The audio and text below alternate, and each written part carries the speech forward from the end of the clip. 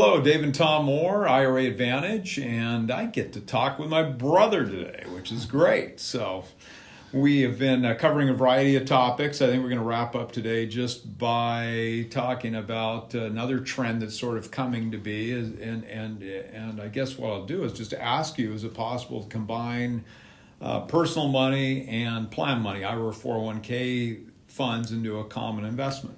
Yeah, certainly is. And it's fairly common that we get the question. People actually putting that into practice, maybe not quite as common because there are some restrictions. But if somebody comes in and they've got some cash in their IRA and they want to go out and buy a piece of rental property, but there's not enough cash there to buy that property outright, they've got a couple of different options. They can either get some non-recourse financing for it, or if they wanted to, if they've got personal funds, they could throw that into the mix and have that property purchased either as tenant in common, both the individual and their IRA LLC buy it as tenants in common, or they could form another partnership that they are a member of along with the IRA LLC, and that partnership goes out and buys the property.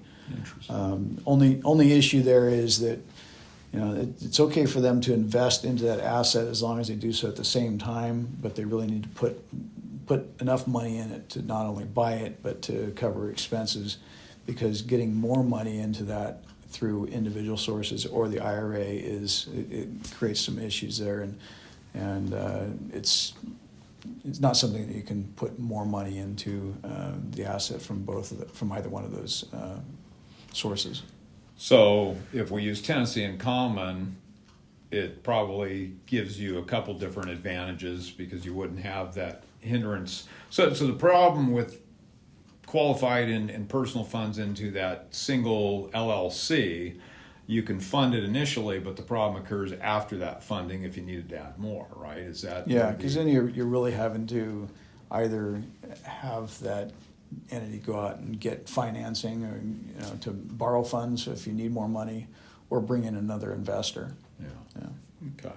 So, and I guess if we're doing it as common members of an LLC, what would happen on disposition of that property if you've got, obviously you could use your checkbook IRA LLC to own everything, or maybe to segregate it a little bit, you could create a different LLC. So your checkbook IRA might have just your money, and then you've got another LLC to own the asset and personal and plan money. And the checkbook IRA is a member, and then you as a member of that might be a better strategy, especially if you think maybe you want to take an in-kind distribution or something at some point.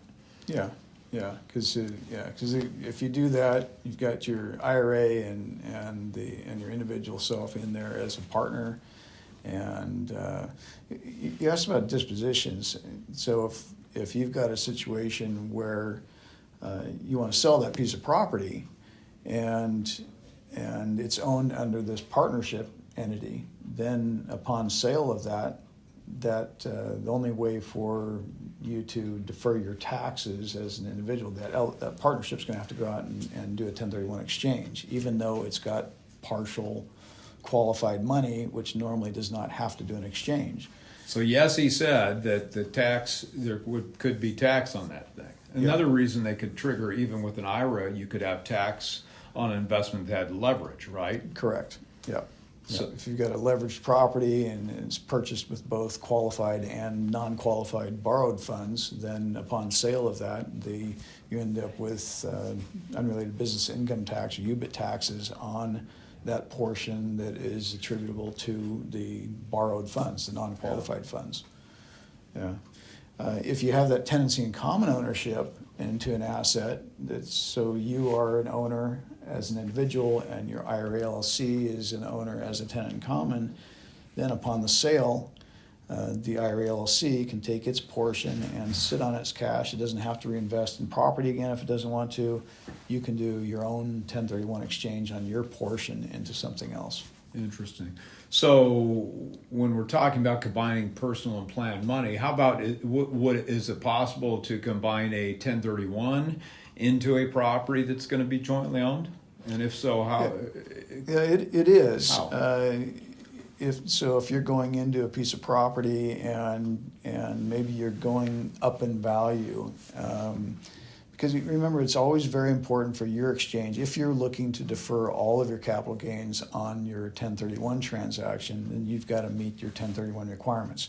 So if I sell a property for $500,000 and maybe I get $300,000 in cash out of that sale, then all of my $300,000, again for full tax deferral, all of my $300,000 needs to be used to go out and buy $500,000 worth of property.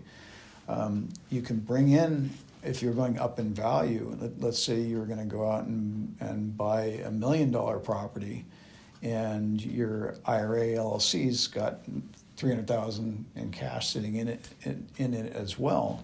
You could go in 50-50 as long as my $300,000 is going in for my 50% ownership. The IRA LLC is putting its $300,000 in for its 50% ownership, and then that difference that's going to be borrowed money would have to again be through a non-recourse loan from a lender.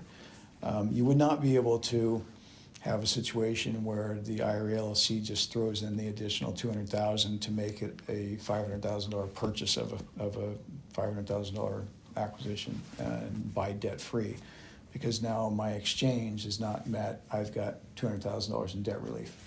Because that IRA is not you. I think when I'm talking to people, typically I think that one of the clearest ways I can explain to them, they often think that the IRA is them.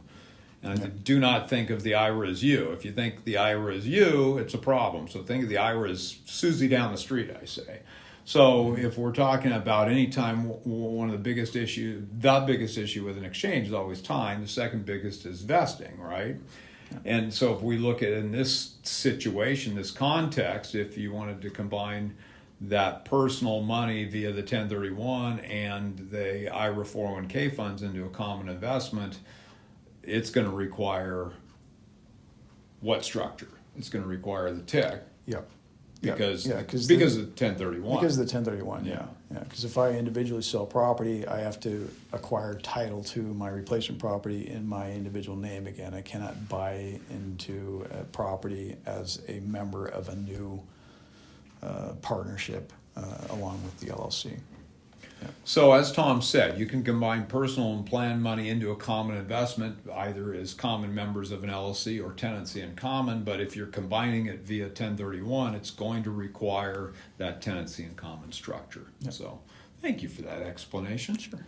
Thank you for joining us today. And once again, Dave and Tom Moore, IRA Advantage, and it's been fun today. Yep. Thank you. Yep. Thank you.